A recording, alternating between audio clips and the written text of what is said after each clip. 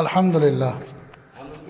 আমার সাথে বেড়াতে পারতেন, এইটাই ভালো লাগে, সব সময় ভালো শরীর খারাপ। বিষয়টা হচ্ছে যে আলোচনাগুলো করা হলো কিছুক্ষণ আগে, অ্যাকচুয়ালি আমরা আল্লাহ পাক আমাদেরকে এত নিয়ামত দিয়েছে, তারপরে আমরা আল্লাহর ঠিকমতো শুকরিয়া আদায় করতে পারছি না। এটা আমাদের দুর্ভাগ্য। তো আমাদের আল্লাহ শুকরিয়া আদায় করা অবশ্যই দরকার। আমরা যেভাবে অন্যায় করছি সেই তুলনায় আমাদেরকে মাটির নিচে দাফন করে দেওয়াটা হচ্ছে এর শাস্তি, উপযুক্ত শাস্তি এটাই। কিন্তু তারপর আল্লাহ পাক যে আমাদেরকে রহমত মেহরবানি করে সুস্থ সবল রেখেছে, এটাই আলহামদুলিল্লাহ। আল্লাহ রাব্বুল আলামিন বলেন, কুনতুম খায়রা উম্মাতিন উখরিজাত লিন-নাস তা'মুরুনা বিল মা'রুফ ওয়া তানহাউনা আনিল মুনকার ওয়া তু'মিনুনা বিল্লাহ। যে তোমাদেরকে জনকল্যাণের জন্য বের করা হয়েছে, মানুষদেরকে সৎ কাজ আদেশ করো, অসৎ কাজে বাধা দিবা এবং আল্লাহর প্রতি ঈমান নিয়ে আসবা। আর এই জন্য তোমাদেরকে বেহেতরিন বলা হয়েছে, তাই কি না? কিন্তু আমরা দুনিয়াতে এসে আল্লাহকে ভুলে গেছি, আল্লাহ রসুলকে আমরা ভুলে গেছি, নিজের মন চায় জিন্দিগি আমরা চলাফেরা করছি, যার জন্য বিভিন্ন জায়গায় অপদস্থ লাঞ্ছিত আমাদের উপর আসছে বা আমাদের উপর হামলা করছে, আক্রমণ করছে। আসলে আমরা নিজের জায়গায় আমরা ফিট নাই। সেই জন্য আমাদেরকে আল্লাহর হুকুম, কোরআন, কালামুল্লাহ আর রসুলের সুন্নত এর পাবন্দি আমাদেরকে করতে হবে। যতক্ষণ আমরা এই দুটো জিনিস ধরে রাখবো, তো ইনশাআল্লাহ আমাদের উপর কেউ হামলাও করতে পারবে না, আক্রমণও করতে পারবে না, তাই কি না? কিন্তু আমরা আস্তে আস্তে সরিয়ে যাচ্ছি, যার জন্য আল্লাহর আযাব আমাদের উপর আস্তে আস্তে চলে আসছে। যাই হোক, চলুন খাওয়া দাওয়া, এখন তো খাওয়া দাওয়ার বিষয়। চলেন আধেই কাজ শুরু করে। আমি যে কথাটা বলছিলাম, বাবা হওয়াটা সহজ, বাপ হওয়াটা সহজ, ওটা 5 মিনিটে তো তার ক্যাচা খতম। কিন্তু মা হওয়াটা কঠিন। সেজন্য মুহাম্মদ সাল্লাল্লাহু আলাইহি ওয়াসাল্লামকে জিজ্ঞাসা করা হয়েছিল, একজন জিজ্ঞাসা করছে, ইয়া রাসূলুল্লাহ, আমি কার খেদমত করব? তো নবীজি বলেছিলেন, তুমি তোমার মায়ের খেদমত করো। আবার জিজ্ঞাসা করলেন, ইয়া রাসূলুল্লাহ, আমি কার খেদমত করব? বলে, তুমি তোমার মায়ের খেদমত করো। আবার জিজ্ঞাসা করা হলো, ইয়া রাসূলুল্লাহ, আমি কার খেদমত করব? তো বলা হচ্ছে, তুমি তোমার মায়ের খেদমত করো। বলে সুবহানাল্লাহ। তাহলে এখানে আল্লাহ রাসূল কেন বললেন না যে তুমি তোমার বাবার খেদমত করো? তার কারণ হচ্ছে কি, বাবা হওয়াটা সহজ, 5 মিনিটে খতম। আর 10টা মাস সেই সন্তানকে গর্ভে ধারণ করে পেটের মধ্যে রেখে ঠিকমতো ঘুমাতে পারে না, ঠিকমতো খাবার খেতে পারে না, ঠিকমতো চলাফেরা করতে পারে না, খেতে গেলে পেটে ব্যথা, বমি, বিছানা গেলে বলে ঘুম আসে না, ছেলে পেটে লাথি মারে।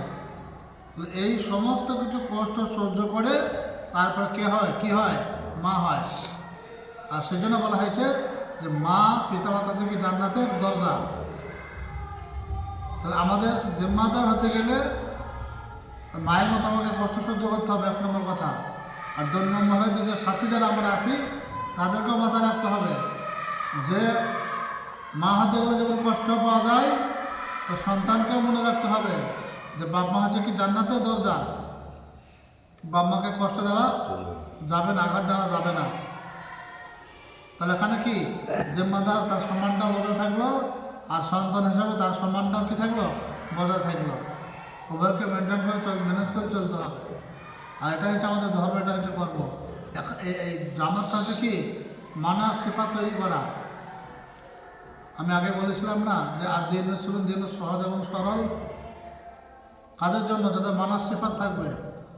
যে আপনি তো বাইর করছিলেন না যে ধর্মের জায়গায় আগার মাগার যদি কিন্তু ব্যবহার করা যাবে না। আমরা তো জামাতে এসেছি কিসের জন্য বলেন? আমরা মানার জন্য এসেছি, তর্ক করার জন্য আমরা আসিনি। আমাদের মানার সিফাত যদি এখানে তৈরি না হয়, খাতায় আমি লিখে দেবো, তো কোনো জায়গাতে সে মানতে পারবে না।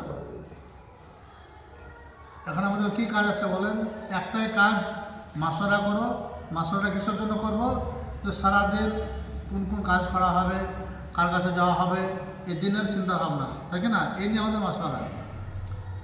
তারপরে কী হবে, মাসওয়ারা শেষ করার পর কী হবে? শেখাশেখি হবে, আল্লাহর কালাম রসুলের বাণী শেখাশেখি হবে, হয়তো কোনো মানুষের কাছে যাওয়া হবে, মেহনতে যাওয়া হবে, তারপরে খাওয়া দাওয়া যারা রান্নাবান্না করবে তারা সেখানে যাবে। এই তো আমাদের কাজ।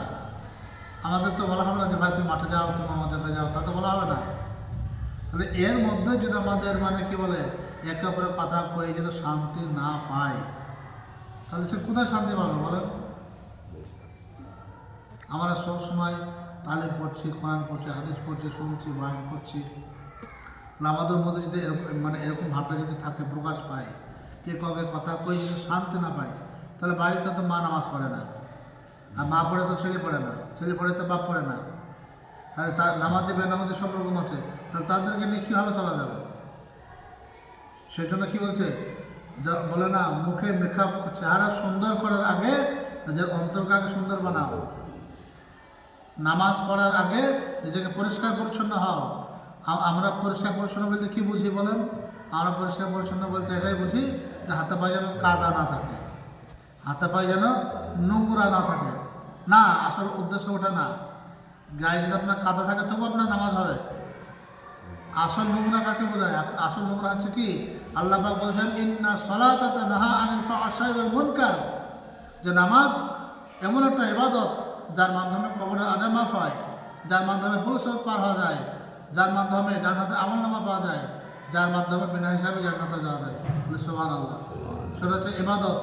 ইবাদতের মাধ্যমে ফাদখুলু ফি ইবাদি ওয়াদখুলু জান্নাতি, ইবাদত করে জান্নাতে যাবে। আমি যে ইবাদতটা করবো, নামাজটা পড়বো, নামাজে কি বলছে? নামাজ এমন একটা ইবাদত সমস্ত অন্যায় কাজকর্ম থেকে তাকে বিরত রাখে, সেটা হলো নামাজ। তাহলে সেই নামাজ আমরা তো পড়ছি, কিন্তু আমাদের অন্তরটা তো পরিষ্কার রাখতে হবে।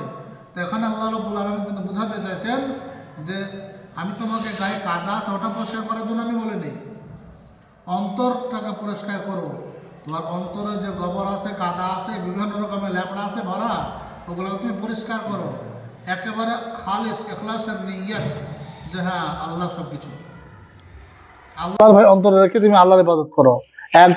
কোনো মানুষের প্রতি খারাপ চিন্তা ভাবনা, খারাপ মানে চিন্তা ভাবনা বা কারোর প্রতি হিংসা বিদ্বেষ, এই সমস্ত ভিচিকিচি অন্তরে রেখে নামাজে দাঁড়ালে সে নামাজ আসমানে ঝুলবে, আল্লাহর দরবারে পৌঁছাবে না। তাহলে সেই জন্য আমরা কি করবো বলেন? যে আমার একটু খারাপ লাগছে যে জিম্মাদার ভাই যে মানে মাঝে মধ্যে বলছে তো